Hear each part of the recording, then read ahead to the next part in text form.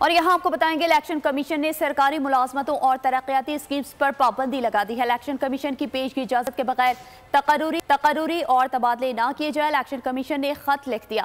वफाकी और सूबाई और मुकामी इदारों में हर किस्म की भर्ती पर पाबंदी आयद है, जबकि निगरान हुकूमतें पहले से जारी मुआहदों पर अमल दरामद करवा सकती हैं। इलेक्शन कमीशन ने निगरान वज़ीर आज़म, वज़राए आला और काबीना अरकान से असासों की तफसीलात भी तलब कर ली। साबिक वज़ीर आज़म, वज़राए आला, काबीना और अरकान असम्बली सरकारी रिहाइश गाहें खाली कर दें और गाड़ियां भी वापस कर दें।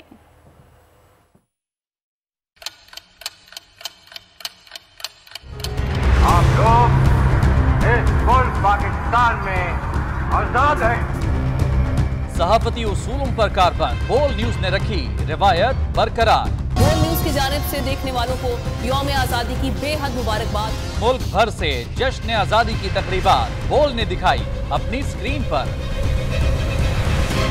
पाकिस्तान के 76वें यौम आजादी का जश्न बोल ने सुनाई पाकिस्तान जिंदाबाद के नारों की गूंज।